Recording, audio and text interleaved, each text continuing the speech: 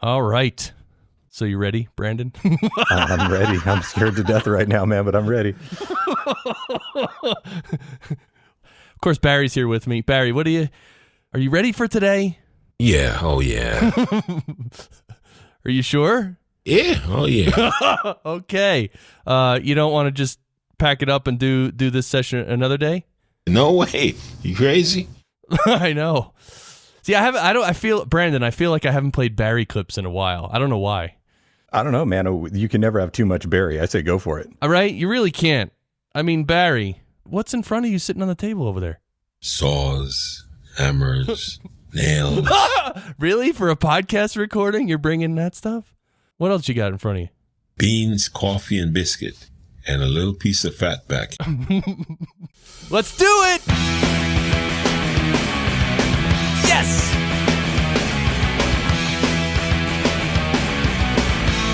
Oh my goodness! You made it to the Podcast Engineering Show. My name is Chris Curran, and I'm scrolling on my new Mac the wrong way. You know what? It's different. When I push up, the screen goes down. I don't know. Anyway, I'm just using my new iMac Pro for. Did I say iMac Pro? My new iMac Pro for my intro copy and some notes here. I'm not actually recording on it yet, but welcome to the Podcast Engineering Show. My name is Chris Curran. I produce podcasts for the likes of AAPD, E+, Forbes, Dun & Bradstreet, lots of others. Every week on this show, we bring you podcast production techniques on a silver platter. That's right, we talk shop with real podcast producers, not fake ones, real ones, engineers, and other specialists. I have a background in audio engineering in the music business, and since entering podcasting 6 years ago, I've noticed a huge lack of audio skills in podcasting, and that's where this show can help. If you implement the best of what you hear on this show, your podcasts will sound a lot better, and you'll take less time producing them. And that's a win right there. If they can sound better in less time, oh, please. So Podcast Engineering School is what this show is sponsored by. The school, it's a 7-class program. It's a semester, and we're in the middle of one right now. The next one starts soon. If you want to learn how to engineer and produce podcasts at a professional level, this course teaches all the audio engineering skills and everything you need to know to start a career as a podcast producer and engineer, to get out there, make some money. Website is podcastengineeringschool.com. Today, Brandon Gonzales is here finally. I think we've been tweeting for like 9 years, right, Brandon? 9 years, 3-4 months, same thing. You know, come on. But yeah, so we're going to talk about your Kaotica Eyeball. I just wanted to let that, hang in the air for a second. I love You start the controversy early. People are like, what the heck is an eyeball? But I looked it up after you emailed me some information about it. So, Brandon, you are an air traffic controller by day, you work at night sometimes too, right? Oh yeah, both. Yeah, both. And you're the host of Podcasting on a Plane. What's the website for that? That's podcastingonaplane.com. That's it, podcastingonaplane.com. And one of the things, before we do the speed round, I want to really touch on this because in email, you and I were going back and forth a little bit about side tone. So just give us the brief update on what we were talking about and how it's even applicable to air traffic controllers. Okay, so side tone, I was driving my car when I was listening to the Alan Tepper episode a couple of weeks ago. And when you guys started talking about side tone, I'm like, okay, no, this is a huge part of my life, because side tone is when you hear yourself while you're transmitting, and you can dial up and down how much of that you hear. So it's not just like a monitor like we're doing right now, we're in headphones, but when you key up that microphone, whether it's in an aircraft itself or in an air traffic control facility, when you key up, you sound different and you hear what you sound like actually transmitting. And some people don't like it because most people don't like the sound of their own voice. Right. but it's something you, of course, get used to in the recording industry. But you want to know if you're transmitting, because I'll tell you what, it's really easy to accidentally rest your foot on that foot pedal that we use to transmit, or there's another trigger switch that you use. Or if you're in an airplane, it's usually a switch on the like up on the dash of the control panel or on the control yoke itself. And you want to know if that thing got stuck by accident, because I don't know if you guys remember a few years ago, but there was those Southwest pilots that were having a little inappropriate discussion and they had a stuck mic going on. Really? Yeah. I didn't hear they that. Got in some trouble. Why haven't we played audio of that on this show? We should go back and find it for sure. But anyway, you want to know if you're going out, right? That's right. You unkey that mic and you say something you maybe wish you hadn't. You probably don't want that getting broadcast out, because everything's recorded. Everyone's going to hear it. And if USA Today gets a hold of it, you're on the front page, national news, for the conversation you shouldn't have had. Right. So it's not exactly feedback. It's just, it's sort of like, it's just monitoring your own voice, right? Yeah, that's correct. And in some facilities, there's a little dial right next to your console that you can turn up how much or how little you want. At the place I work at, it's a fixed amount, and I've actually lobbied unsuccessfully to get it turned up more. But it's one of those things where if you got a stuck mic and maybe you leaned over to grab something, or you dropped your pencil or something like that, and the little finger switch you use, which you usually clip on like a belt loop or something like that, you can bend over and accidentally like key it up. And, then your grunting noise you made while you picked up your pencil or the comment you made on the side, that goes out for everyone to enjoy. So I'm a huge fan of side tone. Yeah, it's interesting. I'm also an air traffic controller, little known fact. And sometimes what I bring Barry to work with me, and sometimes I leave the side tone on, and then the pilots will hear something like, "Yeah, oh yeah," and they'll be like, "Who is that? Who is our air traffic controller?" Hey, do they know your name? My new sign off. When you talk to the airplanes and stuff, do you tell them your name, or do you just say, "Hey, it's air traffic controller agent number 75"? Yeah, we get numbers just like in Get Smart. No, the way it works is you identify yourself with your facility name. So, for instance, Denver Approach or something like that, or Denver Tower, or wherever you work. That's how you're supposed to identify yourself. And you can't ever mess with the pilots. Be like, Hong Kong Tower, broadcasting, and they'll be like, "What?"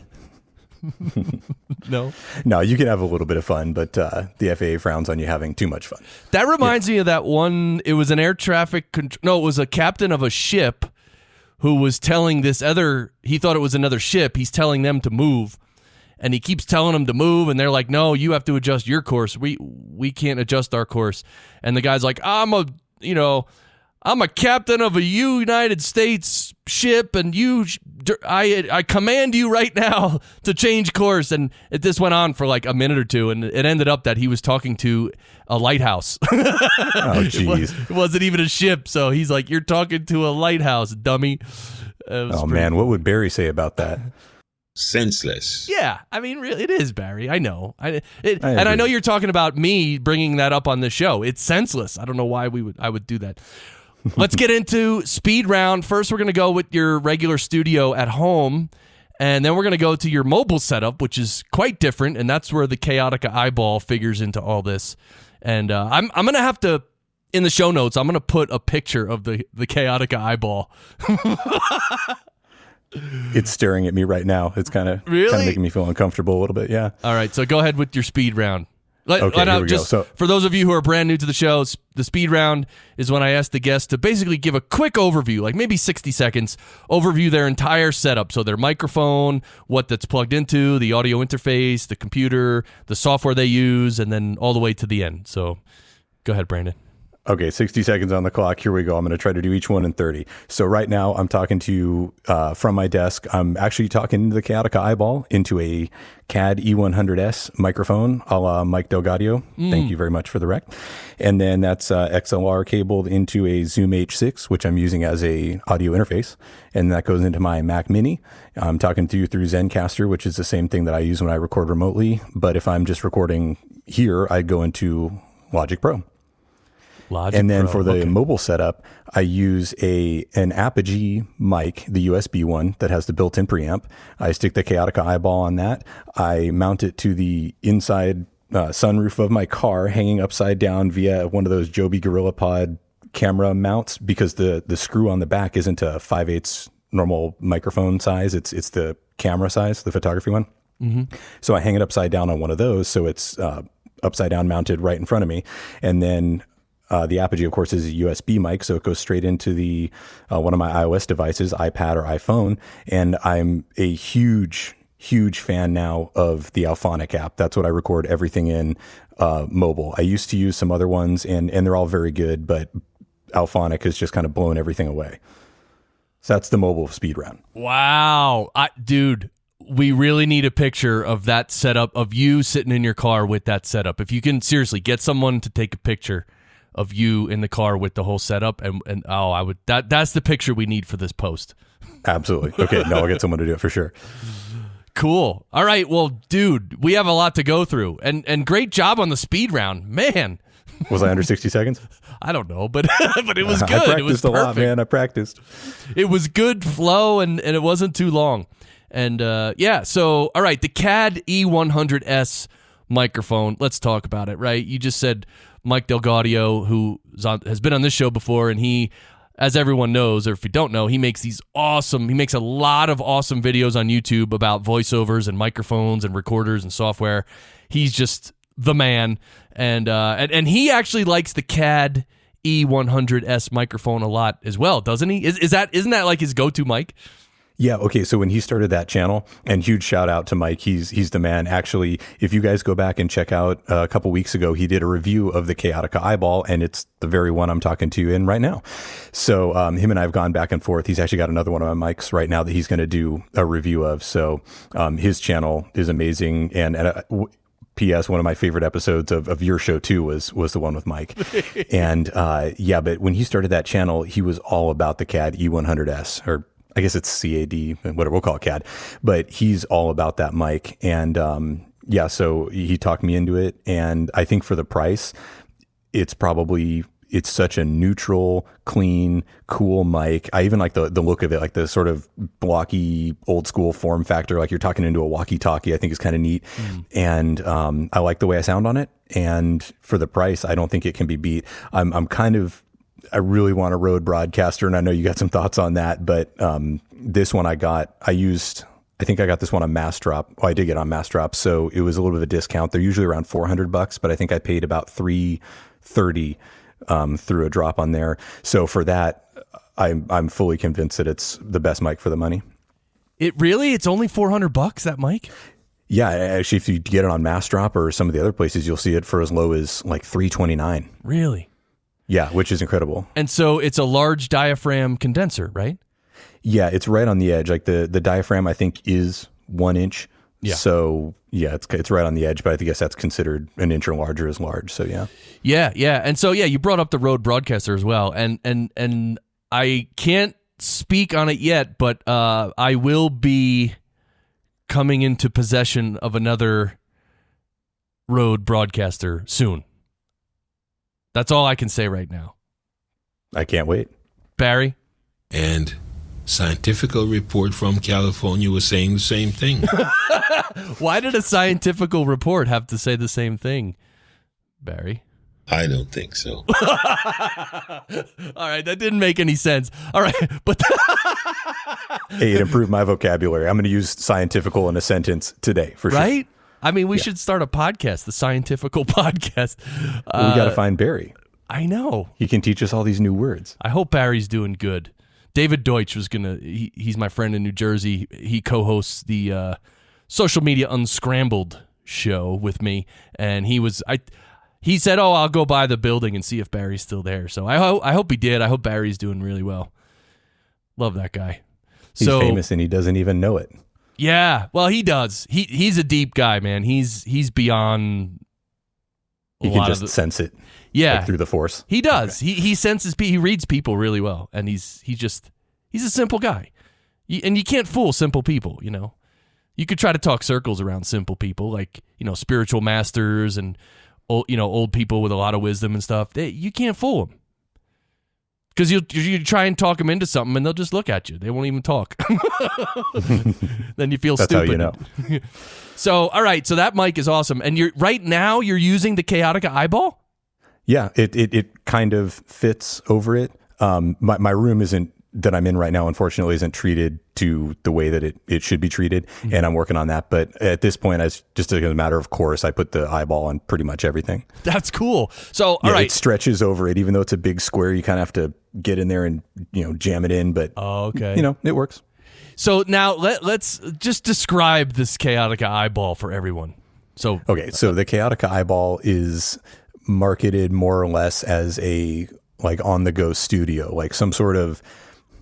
They don't actually say this, but they kind of, I think, make you want to think that that's what it is. It's like a sound deadening room that would make it such that you could record a pretty good recording in much less than ideal conditions. So it's a big round ball. It's probably not quite a foot across, but right. It's a foam ball, and it's got a hole in the bottom where you shove the microphone up through, right. And then it's hollow on the inside, but it's made with a high quality foam, probably some derivative like Oral X or something like that. And then on the front, it's got a double pop filter, fabric style, and then you just kind of squeeze that in the front. It's about maybe a 5-inch diameter hole, so you kind of just talk into that. And you know what it looks like? It looks like those Bic pens? They used to have the little guy that has like the head that looks like an olive. Yeah. It looks like that. Right. Yeah. And your microphone's jammed into the bottom of it. So yeah, it really does look like an eyeball. Okay. So basically you're talking through like a pop filter kind of a thing through the side of it. And the whole thing is made up of, it's like a foam ball, but it's hollow on the inside, and that's where the mic is. So the foam itself, how heavy is that foam? It's a pretty dense foam. Okay.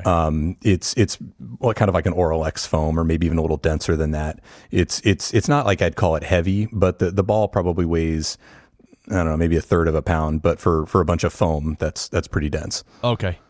Yeah, because I was thinking if it's just like really like airy, really light foam, then it might stop some of the high frequencies, but some of the mid range and especially low end or low mids we're going to get through there. But if it's like significantly thick and a little heavier, then that'll definitely stop a lot more noise. Yeah, no, it is thick, and not only that, but the outside seems to be almost as if it was like heat treated, so that the outside foam, almost like if you melt foam a little bit, it kind of gets a little more plasticky. Right. It's kind of like that, and then the foam on the inside is a little bit different. And the hollow portion inside isn't very big. I mean, the thickness of this foam is probably a good solid 1.5 inches, maybe a little bit more. I mean, it's blocking out a lot. Right. So, I mean, it does a very good job. I mean, it's not like you could just go walking around a construction site and have it sound like you're in a studio or anything, but right. It really blocks out a lot of stuff. And it's a pretty good treatment for, whatever. But the only downside to it really, well, there's two downsides. The first one is the price. And that's why most people kind of tend to hate on the eyeball, I think, because the thing's $200. And that's a lot for some foam and a pop filter. And again, Mike Delgadio did another review of the Chinese knockoff one, and that's what prompted me to send him mine. An actual one. And then you can do the side by side comparison, and the knockoff one is like $60. So make your choice there. And then the other thing is it's only for front address microphones that are round. And again, like I said, I can jam a CAD E100s in there, but it's not pretty, but it works. But you can't stick just like a regular like a handheld mic. Yeah, I mean it'll work, but you'd be side addressing it in a chamber, so I don't know. I mean, you could do it; it'll work, but it'd be pretty awkward. Yeah, no, it wouldn't pick up the voice. Like if you took like a regular ATR 2100 and just pointed it straight up inside the eyeball, and then you're talking into it from the side of the eyeball. Yeah, it's not picking up your voice directly, and it's never going to sound nice and full and all that. Yeah, absolutely. So one of the things that I always thought about, because when I went and looked at the eyeball, it's not small. And so like and I noticed this with there's other like voiceover kits where it's just like a piece of foam that goes around 3 sides of the mic, and then your face goes into it. And I always thought like when you're doing that, it's like you're talking into a mic, but you can't see anything. Like not like you can look at a computer, or, I mean, literally you could just see foam that's like 14 inches from your face. And so, okay, if you know what you have to say, that's fine. But if you have to read anything or look at a screen, and so that's like one thing about all these little voiceover, like mini voiceover kits that I never had one, but it just seems like it would be weird. So is the eyeball for you? Is it weird? I mean, when you're talking into the mic right now, can you see other stuff in the room, or is it like just this foam right in front of your face? No, I mean, I'm talking into a ball that's almost the size of my head. So yeah, I'm not going to lie. It's pretty awkward. So, if I was singing like my song into something and I didn't really need to read copy or a script or anything like that, I just need to belt out my vocals, then I probably wouldn't care. But right now, for instance, I'm sitting at my desk and luckily I have a pretty big curved computer monitor, so I can see 3/4 of it. And my eyes aren't too happy because as I talk just a little bit into this thing, kind of towards the edge of it, I can see 3/4 of the right half of my computer screen. And then my left eye is, of course, focusing right on this thing that's 2 inches in front of my face. So it's a little bit awkward. And to bring it back to the mobile setup thing in the car, the reason I set it up that way is when I hang it upside down from the roof, what I'll do is I'll use the iPhone to record into, and then that way I can hold up my iPad to the side where I can see it. And as I talk across the thing, I can read the iPad, and I put it in a pretty small font, so I don't need to do much scrolling or anything. But it's got to be big enough that you can read it more or less with, like, kind of looking at it with a side glance. Right. So yeah, if you're trying to read copy, it's definitely going to get in your way. Right. And I just thought, like, I guess my mind was going towards like professional voiceover, which means that you got to get pretty close to the mic, right? Yeah, absolutely. But if it's just like for a podcast in your car, I mean, maybe your mouth could be 12 inches from the ball, and then maybe you could just angle a little bit to one side and read the screen or something. Yeah, no, and it works. I mean, you just need to find a way that it works out for you. And again, it's a little bit awkward no matter how you do it, but it's not really much worse than having maybe just a really big pop filter in front of you or something like that. So it's totally doable, but you just need to work with it a little bit to find a setup or a way that works for you. All right. The Zoom H6, do you use that mostly in the studio? I use the Zoom H6 everywhere, and that's why I bought the Zoom H6, because before that, I was using a Behringer, I think it's a Xenix Q802 USB mixer, which worked pretty well. And for the, I think, $80 that thing costs, I mean, it's hard to beat it. And that was actually on a Ray Ortega recommendation. So I saw his video on that, and I was thinking, hey, this would be a good place to start. And since it's a USB, you can actually get an adapter to Lightning and like a car adapter thing. So I set it up, and this was the original thing. The reason my podcast is called Podcasting on a Plane is I was going to actually record interviews with people inside aircraft. And my first real episode that I did after my intro one, so episode number 2, I recorded inside an Envoy Airlines ERJ with the crew that had brought it there for a career day. And so you can hear the APUs running in the background. They're loading food carts. They're doing a whole bunch of stuff. And I was kind of thinking, hey, this would be a really cool way to give the ambiance of, being at the airport. And I think all the airport people will like this. But then it really just turned out to be kind of a disaster. I mean, the recording turned out okay, but that was my version of like a portable setup because it was kind of a small mixer. Right. And it was cheap, frankly. Right. So anyway, I realized quickly that I didn't really need a mixer. What I needed was an interface and or recorder. So I bought myself the Zoom H6 because I figured, hey, this thing is a Swiss Army knife recorder. I mean, I can plug 4 phantom powered full 48 volt XLR mics into it, and then it's expandable to 2 more that you can't phantom power, but you can have 6 mics going into this thing at once, all recorded on separate channels where you can individually adjust the low cut and all kinds of fun stuff like that. Yeah. And then have it record all onto one multi-track recording on an SD card. And as if that wasn't enough, you can carry it with you, and it has an XY mic. It has a mid-side directional thing. You can buy a shotgun for it and screw it on top of a camera and use it as a shotgun. And I figured, this thing is kind of the solution to everything. The preamps are pretty good.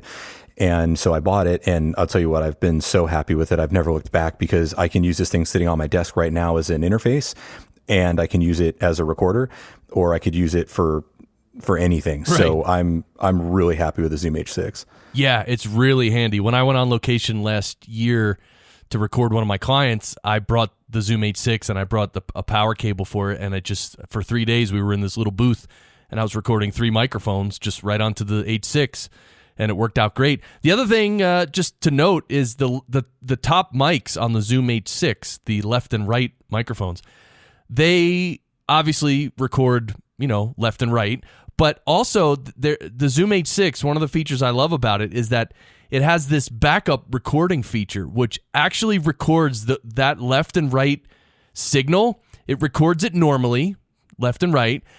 In addition to that, it records the same signal, but 12 dB lower.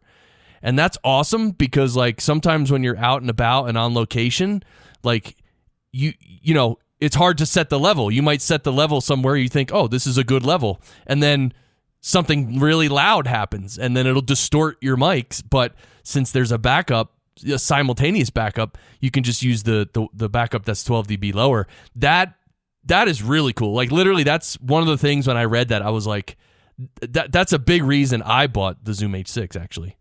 Yeah, the ability to record a safety track is huge. Totally. And I also got the 2 XLR attachment for the top. So yeah, so I can have 6 XLRs plugged in. It's really cool. Yeah, the thing, someone made a YouTube video and I think it was one of those guys that unboxes things as his whole channel. And the title of it was "This Thing's a Beast." And I couldn't have said it better myself. Yeah. Yeah. And I just recently, I guess you could say upgraded, although it's a different type of unit, but the Mix Pre 6 from Sound Devices. It's not the same as an H6 from Zoom. I mean, they're similar, but they have different features. But the Mix Pre 6 is like just even, much higher quality as far as the mic pre's and the levels and the analog limiter and stuff like that. So sure, and I think it's at least twice the price too. So yeah, I think more than twice the price. You're right. Yeah. So all right, so your Mac Mini now that's in your studio. Yeah, that's correct. All right, now. I'm new to Mac, and I never looked at a Mac Mini because I wanted something big and powerful. But what is a Mac Mini? Is it just like a mini? It's like a laptop but smaller. Yeah. Okay. So a Mac Mini is it's maybe like 10-inch by 10-inch square, and it's probably about maybe 2 inches thick up to the top. It sits on a desk and. It's just all it is like it's the computer itself, but it doesn't come with any peripherals, right? So you've got to add your own keyboard, your own mouse, your own monitor, all the peripherals. It's just a computer in a box with a power cord. And the reason I bought it is because it's sort of semi-portable. So it lives at home, studio, office, desk, whatever you want to call it. And then I can also bring it to work with me though sometimes. And I've got a monitor that I can plug into in one of the break rooms and use it there. So I have the standard Apple Bluetooth keyboard and the Magic Mouse, which I love. But you could use any Bluetooth iOS compatible peripheral devices for it. So at home, like I say right here, I'm looking at a really nice 20, it's like almost a 30-inch curved Samsung monitor, which is great, but you can plug it into anything with an HDMI, or you can even get a VGA adapter. So you could use like a flat screen TV or whatever you need. So it's just a computer. So it's somewhere between having like an iMac and a laptop. Cool. Yeah, that makes sense. And it's less expensive than a laptop, right?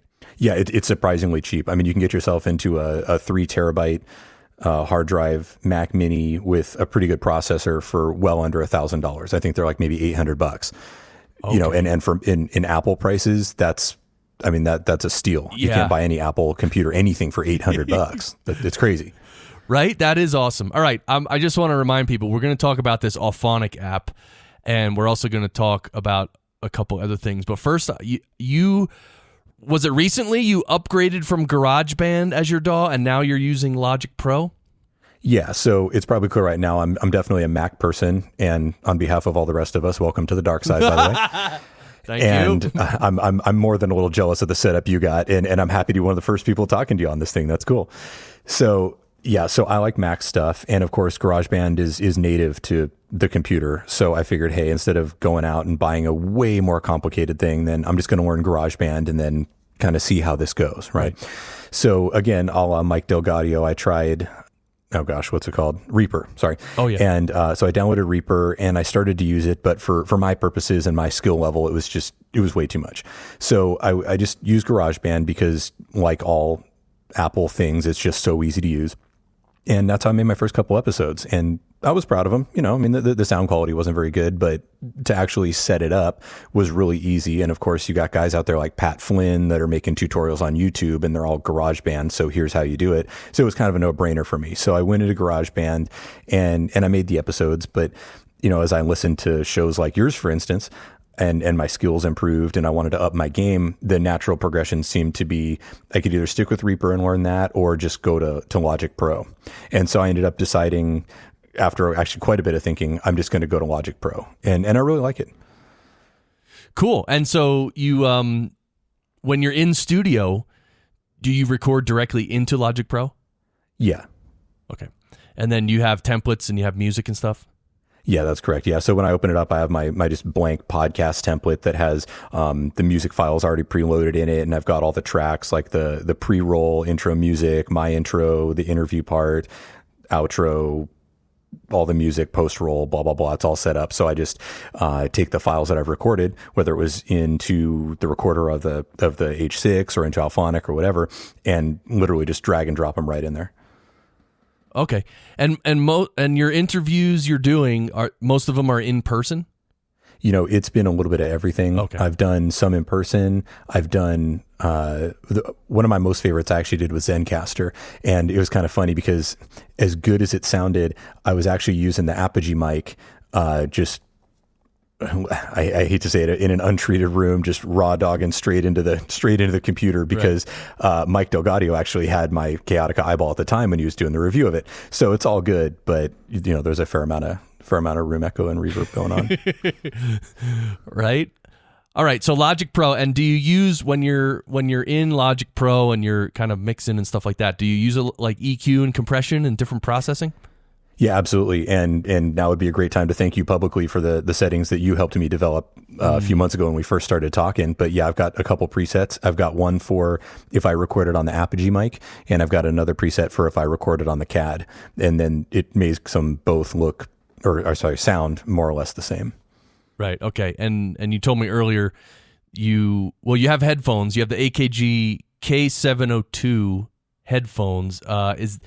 Is that your only way you monitor the sound?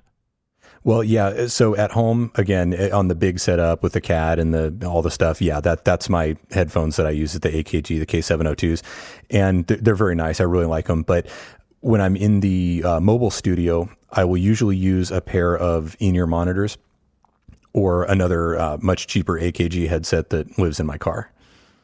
Okay. I think it's a M220. I don't know. It's one of the ones I bought it on Mass Drop for like $40. It's the one that's black and white. Okay. And when you say in-ear monitors, what kind are they? They are Everblue, I want to say. Okay. Yeah, what happened was I wanted a pair of cheapies, and so again, here comes Mass Drop again. I've literally just listed the only 4 things I've ever bought on Mass Drop, but they had this thing where, so I guess these Everblues have, there's like 4 different levels of them, and they range from like $20 up to like $120. And Mass Drop was doing a thing to try to generate some sales where you pay the 20 whatever dollars it was to buy the cheap ones, but like 15% of you are going to be upgraded to the really good ones, and then 30% of you will be upgraded to the mid-grade ones, and it was this little marketing thing they did. But I actually got lucky, and I was in the 15% that got the top ones, so I ended up paying $20 for a $120 pair of in-ear monitors. So it was kind of cool. But what was nice about them is they've got a lot of different earbuds. So I think there's like 6 different types you could choose. So I got ones that fit in my ears perfectly. And then the cord is a little bit on the long side, which is really nice, but there's no sound going to leak out of these. They're a complete seal in the ear, and they sound pretty neutral. There's a little bit of a weird bass thing I don't like, but other than that, they're pretty neutral. So it's good for recording. Interesting. Yeah. And what was the make and model of that? I'll pull it up while we're talking here, but I think they're Everblue. Okay. Not the normal blue like microphones, but it's another company that kind of sounds like that. Okay. Yeah, pull it up if you can. If you can, real quick, that'd be awesome. Sure. Yeah, when you initially said in-ear monitors, I was like, he's not talking about regular earbuds, is he? But no, I knew you weren't. I knew because the way you said it, I knew you knew what you were talking about. But I could imagine don't forget, pretty much every day I deal with people guesting on podcast shows, and I'm like, "Are you wearing a headset?" And they're like, "Yes." And then I say, "Well, are they earbuds?" "Yeah, they're earbuds." It's like I don't know. Anyway. Okay, so I pulled them up here. All right, you ready? Yep. Okay, so I went on Massdrop. It says, what are the odds? And they called it a Everblue Bluebox. So I don't think I can say blue any more times, but basically the cheapy ones are $35 and they're called Everblue 328Rs. And then they have an 833, an 878, and a 1200 EX, which I guess I lucked out and got. So I'll listen either via my AKGs or my Everblue 1200 EXs. Got it. And the cord on that is, you said it's a long cord, but what's on the end of it? 1/4 inch or 1/8 inch or both? Oh yeah, it's just an 1/8 inch, so it can go into like an iPhone or anything like that. You'd need an adapter if you wanted to. Okay. A 1/4 inch. Yeah. Got it. Okay. All right. And then you said that you got the iRig Pre-HD. Yeah. So I bought it. I haven't opened it yet. And you got that idea from Alan Tepper? Yeah, exactly. Okay. Yeah. When he talked about that and how it's got sort of the newer technology where you can turn the preamp up a lot higher and it won't hiss, I wanted to give it a shot. And plus I wanted to, as much as I love my Zoom H6 and bringing it everywhere, I kind of wanted something I can just leave on the desk or leave in the car or leave wherever, so that it's just a real small form factor. And then that's it. And I had used another IK, or is it IK? Yeah, IK Media product before, is the iRig 2, which is a really quick way to run a mix minus with an iPhone. So you just plug it in there, and what it's made to do actually is to be a guitar, like a modeling amp, so that you can listen to yourself through headphones through a cell phone playing a guitar with an instrument cable. Right. But you can plug that in, and I tried it into an H6 or pretty much any interface, and all you need is the adapter so that you run the headphones into it to take it from an 1/8 inch to a 1/4 inch, and then you stick the other end into just one of the inputs as a TRS, and then the one end goes into your phone, and then whatever you're talking to the person on the phone through your mixer or your interface, it's going to more or less run a mix minus. And that was another Ray Ortega recommendation, and it is brilliant. Nice. Yeah. So IK Multimedia, they make some really cool stuff. Yeah, I know I have an iRig. It's like a mic pre. It's very small. I forget what it is. You know what? Hold on a second. All right, I just ran and got it. Mine is an iRig Pre. Okay, yeah, so I think it's the same thing. I think the Pre-HD is just like the next one that has either the new style of preamp that Alan was talking about, and I think it goes up to like 96K resolution instead of something else. I think that's why they call it HD, but I'm not actually positive about that. Okay. Yeah, I thought you were going to say it goes up to 11. Yeah, but I'm sure it does that too. Man, I think Italians there are. Know what that means? What's that? I think it's an Italian company, right? Would they understand that joke? Right? I don't know, but there's got to be companies out there, at least one, that makes some piece of audio gear, and it doesn't go up to 10, it goes up to 11, right? Someone has to make that. Of course, I would like to know. Anyway, all right. So let's talk about your Apogee mic, and when we say mic, it's MIC, right? That's actually the name of the mic. It's called Apogee mic. Yeah, that's right. It's capital M, little I, capital C. And that's just what it's called. Yeah, the Apogee mic. I think they refer to it like, hey, it's my buddy Mike. And what kind of mic is it though? Okay, it's I think it qualifies as a small diaphragm condenser. So it's a pretty good mic. I mean, the thing's $200, so it's not expensive, but it's not really cheap either. But what it is it's got a very small form factor, and you can buy this cool little case that you can carry it around in. So basically, you've got your mic, you put it in there, and it comes with a tripod, and then the screw on the back is I always forget what it's called. It's a 3/8, the photography size screw, but then it has an adapter to a normal 5/8 microphone stand screw as well.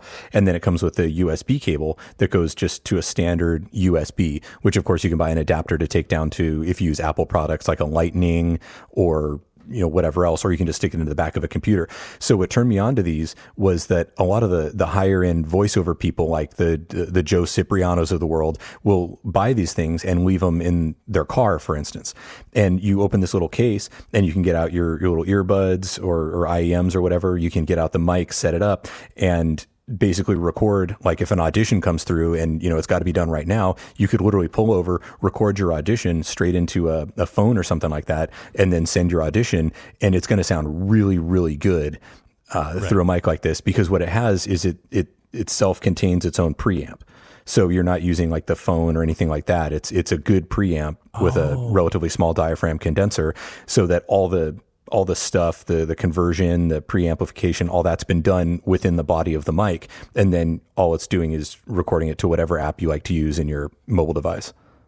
That is cool. I'm looking at a picture of it right now. Yeah, it looks like a regular vocal mic, a side address vocal mic, and it does have that little wheel on the side. It says gain. That's right. How you so adjust it's got its own gain knob on it, so you can adjust it that way. And there's actually a little light on the front that is green, and then it starts turning orange and red when you're going to start clipping and distorting, so that you can actually sit there and adjust it. Again, you're adjusting the preamp that's contained within the mic body itself, so that your phone, isn't going to take any quality away from it or anything like that. And the resolution is really high. Interesting. Wait, and the only output it's USB output. That's it, right? That's correct. Yeah. So that's a bummer, is you can't use an XLR. You can't use, a TRS cable. You can't use anything. It has to be USB. Right. Right. And it even has a little screw hole in it, so you could almost like screw it on top of a video camera, it looks like. Yeah, you could if you wanted. And it's the same thing as a Zoom H6. It's got that same screw pattern, so that you can stick put it on top of your DSLR or whatever and use it that way. Right. It is pretty small. There's a picture of it next to this woman's head, and it's probably only like 4 inches tall, maybe, something like that. Yeah, it's a small mic. So it only has one pattern, I'm assuming. It's just cardioid probably, right? Yeah, that's correct. Yeah. Well, there you go. Up to 96K, 24-bit. Yeah, and a fun fact, and I kind of figured this out. I don't know if you've ever seen that YouTube channel called VO Buzz Weekly. No. And there's two people on it. It's Chuck Duran and Stacy, I think her name is pronounced Oswald. But they make this really cool show, and it's all for VO people to talk and be in the community and all that. And they have a lot of really cool information. But one of the episodes they had was the creator of the Kaotica Eyeball. His name is Konrad Sukovsky, and he came on the show, and they kind of let it slip a little bit that she had been, I think, helping or somehow involved in the development of the Kaotica Eyeball. And of course, they've got him sitting there, and they gave away a bunch of eyeballs. It was really cool. But the Kaotica Eyeball with an Apogee mic is literally designed to go together. I mean, Forrest Gump would say it's like peas and carrots. They go perfectly together, and it kind of fixes anything, because that Apogee mic is really sensitive. I mean, it's a condenser mic, so it's picking up everything. But if you put the eyeball over it, it literally fits in there perfectly, and as if they were designed to go together. And then, like I say, I found out that they kind of were. So again, it works with a lot of mics, but the Apogee mic slides right in there perfectly, and it's not an accident. That is pretty cool. I kind of want to try that mic. I mean, I don't think I'll buy it to try it, but that's pretty cool. Sure. No, I mean, it's a really neat device. And again, it might not be something you'd use in a studio to record the next hit record, but for just about anything else, podcasting in particular, it's a fantastic little invention. And the idea that you can have this nice little kit that goes in your car, you can leave it in your glove box. It's got everything in there. You just go buy the camera adapter from Apple to stick into an iOS device, and then record into whatever your favorite recording app is, like Auphonic, which I'm sure we'll talk about in here in a minute. It's just a perfect mobile on the go setup, and you can podcast or record or do VO auditions or whatever it is, like anywhere. Yeah. And one thing I would say about leaving stuff in your car is you definitely have to be careful for like probably really cold weather and really hot weather. Like, yeah, sure. Of course. Certainly like a small diaphragm condenser mic, like if it gets down even probably like 40, 30 degrees, stuff like that, you can't have it out there because they're very sensitive parts inside the mic, right? Sure. No, of course. Yeah, no, within reason, of course. But yeah, the portability is like the point. That's what the thing's all about. And I mean, there would be no problem to just bring it with you into work or into the house, or just leave it in your, briefcase or backpack or whatever you've got. It's that portable. Right. Yeah. So Barry, what are you going to need for your car? What are you going to need to really get a nice voiceover setup to keep in your car, Barry? You're going to need a couple of horses or a couple of mules. I did it wrong. I said, what are you going to need? I should have said, what am I going to need? I don't think I can fit the mules in my Mini Cooper, man. All right, let's get down to it. The Auphonic app. Everybody knows Auphonic, or most people do.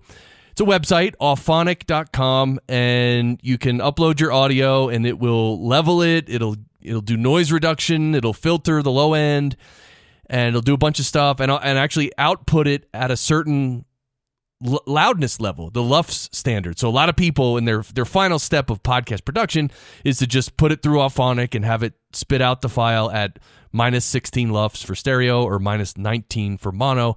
And like I said, the noise reduction is pretty good. And it's an automatic leveler too. So if you have two people talking on a podcast and the levels are different, Auphonic will even out the levels. So Auphonic is awesome. They also make desktop software, actually, and they also make a desktop software app that is called Multitrack Auphonic, which is awesome because you can put in several files. Like if you're with like 2 or 3 people in a room, you can put all your files in there, and it does the same thing, but it kind of like takes care of all the mic bleed too. So it's really awesome. So what you're saying, Brandon Gonzales, is that you love the Auphonic mobile app, right? Yeah, that's correct. And it works on an iPad or iPhone, or I'm sure Android devices too, or whatever you've got. Okay. But I really like this thing because I'm looking at it right now on my desk here, and when you turn it on, it's got a very good meter. It's got just one button to record. I mean, this thing was designed to record voice and spoken word. Like it was not like most of the other ones that are out there that were designed to record music or to be like a mobile DJ rig or something like that, where there's about 10,000 features you don't need, right, and all they do is slow down your device. So this is a very minimalistic app, and when you plug into it, it just gives you a few choices. So you can open up the settings and you can see which microphone do I want to use. It has the microphone top, microphone back, or bottom or front or whatever. Uh-huh. So you do need to make sure to select, like if you're using the Apogee mic, that you select that, or right, use the bottom one or whatever. But that's one. It gives you the format, the sampling rate, the channels, precision, all that. So you can record in 24, 48 wave, yes, which is what I record in. And you can monitor through whatever source you want. And then it saves your recordings, and you can have it do it in chapters or whatever. And it's really clear what resolution, whatever it's recording in, because again, it's really minimal. So it just says it's recording in 24, 48 wave, boom, there it is. And then you can log into your account with it, so that once you've made the recording, you can send it through the Auphonic processing server and whatever else, and have it do its magic, and then right, you get it back, and that's that. Or the other option is you can take the recording that you made, and in my case, what I'll do is it'll say when you want to save it, it says, where do you want to save it to? And I'll just save it into the file structure in my iCloud. Or you can also, I think you can do an airdrop. And either way, you can just send it right through the cloud onto your computer. So when I get home, or if I've brought my computer to work on a break or something like that, I can just drag and drop it right into Logic Pro, post-processing, and go straight from there. That is cool. And I was picturing you in your car with the eyeball and the Apogee mic going right into your phone, into the Auphonic app. You got it. Wow. And so, right, if it's like an emergency sort of voiceover kit, then, man, you could just record it right there, and also, have Auphonic level it to the right level. And even, so Auphonic also, when you upload a wave to Auphonic, you can tell them to send back an MP3. So I think a lot of times when you can use it as a converter. Like if you're sort of auditioning your voiceover, I mean, do they send MP3s or WAV files for auditions? I wonder. Usually for the audition, it's an MP3. Okay. And then of course the final product would be in the very high resolution 24, at least 48, but possibly much higher wave. Right. So with the Auphonic app, you could record it as a wave, in the app locally on your phone or your iPad, and then send it up to Auphonic and tell them you want them to spit it out at mono minus 19 LUFS MP3, and then boom, then you could just forward that through an email to whoever, right? Yeah, you got it.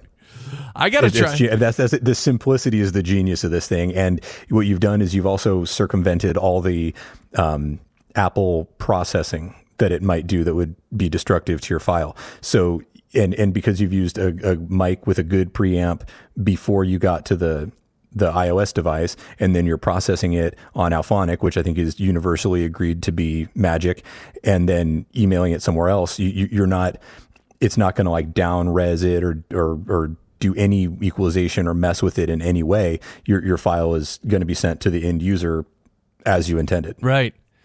Yeah, that's awesome. All right, Brandon, so what else in your setup have we not really talked about? Yeah, I'll tell you what, I've got a little go bag that I use too, and I'm a big fan of the ATR 2100s for on location stuff. And the reason is because they're pretty bulletproof, just physically. I mean, maybe not as much as the Shure that you can, bang a nail in and it'll still be fine, but they're pretty sturdy. But what's cool about them is you can use them for, you can give each person, like if you set up a roundtable discussion or something like that, you can put 4 of these guys XLR into your Zoom to record it. Yeah. But each person can also plug their own earbuds, because there's a headphone jack at the bottom of the mic, so they can monitor themselves without having to run through like a headphone amp or something like that, which is fine. I have one of those, one of the Behringer ones, but they can do it that way. Or you can also use those mics if you wanted to run a TRS cable, like a headphone cable, into a separate recorder. You could have a backup that way.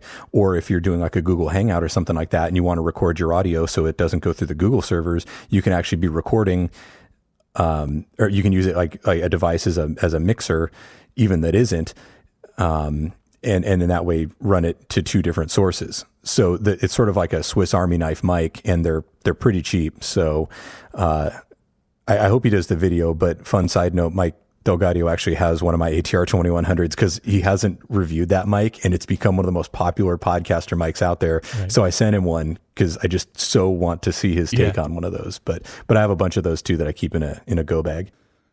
That is cool. Yeah, they are very versatile. And thing is, like when Mike tests that one, like, I mean, the ATR 2100 for the price and for how easy it is to use and how versatile it is a very good mic. That's clear. However, putting it up against any of the big dog mics, it doesn't really hold up on that level. Of course, but it is very good. I mean, come on. I even tried there's another one, the Samson Q2U, which is very similar. It's like exactly the same thing as the ATR 2100, and I used that on a session of this show actually a while back. And it's pretty good. It's very similar, very similar. And they're just great mics. I mean, if you need to plug in XLR, go ahead. You need, USB, go ahead. Yeah, and fun side note for those, if you do use the USB out of it, which is what's the cool thing about it, is there's actually 3 outs on the bottom of the mic. You can plug that straight into. With that camera adapter, you can run that straight into like an iPad or an iPhone or something like that, and just hold the mic up in front of somebody. Like say you were at a trade show and you just want to walk around with a microphone and record it into something, you could record it straight into a recorder in your phone, just USB. There's enough power to do it. It's not probably the best solution, but in a pinch it'll work. Got it. And I like the idea of if you have 4 people sitting around a table and all the ATR 2100s are plugged in via XLR, that people can actually just plug in their own earbuds to their own mic and hear themselves. That's pretty cool. Exactly. And it's really nice because then, number one, you don't have to have people putting your earbuds into their ears, which is just gross. Yeah. Or you don't have to run a headphone amp, and you can let people monitor, because I'll tell you what, I had one interview that was almost ruined, but I had this guy that was it was a really loud nose breather. Oh, yeah. And when somebody else was talking, it took me a while to figure out who it was that was doing it. But he would just kind of hunch over a little bit. And so his nostril was about an inch off the microphone. And, he's one of those guys that has like a ton of super wiry nose hair. It was crazy, but you could just hear this guy breathing. But he didn't have headphones on, so he didn't know he was doing it. And from then on, my policy became, okay, everybody wears headphones. Which is interesting, now that I think about it, though, you might have to be careful in some instances, because if people are only monitoring themselves, then, and if they have, earbuds don't block a lot of sound coming in, but, they might hear less of the other people around the table and more of themselves. And that, they could always actually take one earbud out or something like that as well. Yeah, exactly. And for some people it's better, and some people they get weird when they hear themselves monitored, because people like us, we're used to hearing ourselves talk. Like even right now as we talk, there's a little bit of a delay, but I've got my headphones down real low, so it's not really bugging me. But for your average person that doesn't record very often, it's usually better actually if they're not listening to themselves. But sometimes if they're doing something and they don't get what it is that they're doing, like breathing into the mic or popping it really bad or something, you can be like, here, no, listen to what's happening. And then you can help them set themselves up in a way that they'll quit doing it. But I don't know, I guess it just depends on the person. Yeah. One use of talking into an ATR 2100 and monitoring with your earbuds, that specific microphone, is that, in fact, Alex Bloomberg from Gimlet, when he talks about going on location, he always recommends when you're recording with a microphone on location anywhere, he's like, you should always wear headphones and be monitoring what the microphone is picking up, because even if the level might look okay on the meter, but maybe there's something happening with the sound that's funny or something, or so it's always good to hear, just to make sure that everything's okay and not distorted. So that'd be another use for that, to plug in your own earbuds to your own mic, just to make sure that it's working fine and it's not distorted and all that. Absolutely. And another thing I just kind of thought of while we're talking about earbuds is for people who use earbuds that are also like a cell phone mic, like the Apple ones or something that has a microphone on it. Right. You got to be really careful when you're recording into an iOS device, because if you're using a microphone through USB and then you plug in the Apple earbuds into the headphone jack, a lot of times the Apple device is going to prefer that, and it's going to switch you over to that microphone instead of the good one.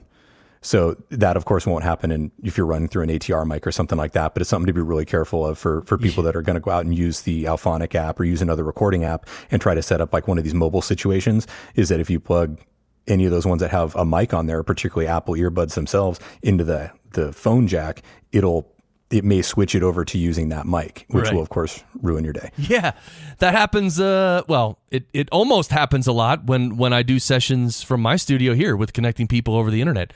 People will have a nice USB microphone. Like they'll have there was a guy yesterday, he had a Rode Podcaster, which is a USB mic, and he had it plugged in. And I was like, what is all that banging? And what it was is, what I was hearing was his computer microphone, his laptop microphone. So we had to go through settings switch over that source. That's what's going to happen. Yeah, so that happens all the time. So Brandon, any purchases coming up right quick for you that you might want to buy in the next weeks or months? Oh man, well, you know what? I'll tell you what. My ultimate is I'm with Mike on that TLM 103, the Neumann, and then the Sennheiser MKH 416, which I think just due to the form factor and everything else is sort of one of my I think what he says holy grail mics. And of course, I think the holy grail we all think of is like a Neumann U87 or something. But for the possibly attainable future, I would love to get my hands on one of those 416s. That would be just perfect. Yeah, you know what? I wonder if we got a bunch of people together and like sort of we're going to place a bulk order, if we could get a discount. Yeah, absolutely. You know what? Let's call them. I bet you've got enough pull to do that. Oh my God, no way, dude. I have zero pull. Zero. I have negative pull. Oh, geez. No, maybe not. But anyway, something might happen soon where I may be asking for something, an MKH 416, and I don't know if I'll get it. But anyway, I can't really announce that yet. That's another thing I can't announce. See, I'm being really secretive. Barry, how do you think I'm being right now? There's no activity, no giggle, no nothing. All right, so the TLM 103 and the MKH 416. I know, I wish I had them too. And I still have my dream microphone is one of those old original Neumann U67s with the external power supply and all that, but those are literally more than $10,000. I don't think you could find one below $10,000, so that's never going to happen, but it's my dream. Yeah, we can all dream. It's good to dream. If I hit the lottery. All right, well, Brandon Gonzales, thanks for being on the show, man. Thank you for having me. This is great. Oh, and just so people don't turn off the podcast yet, I have a really, really important announcement coming up in about 30 seconds. Actually, I don't, but I'm just, in the Apple those new analytics. The new analytics. You can't hide anything now. Now you know when everyone's turning off your podcast. Yeah, they're saying you start to wrap up. Click. Exactly. All right. Well, especially when they hear the music, they might. But people actually like hearing us yell "sound great." So you know that, right, Brandon? You have to yell. Yeah, I've been practicing. Great. Let's do it. All right, hold on. We got to wait till the music comes. So thank you for checking out this show. Thank you, Brandon Gonzales. Listen to all our previous sessions of the Podcast Engineering Show. There's been, 82 of them? Some of the old ones are really awesome, too, and they're kind of forgotten. And I actually... I did have something important to say. I was ready to say it, man. I know, it's coming. I was so ready. I think from from session 60 and earlier, I think I used to use Cast instead of Zencastr. So keep in mind, if you go back and listen and you hear me say, "Oh, I prefer Cast," I don't prefer Cast anymore. Zencastr is what I prefer now. So, all right, Brandon, here we go. You ready? Yeah, I'm ready. All right. Sound great! Great! Dude!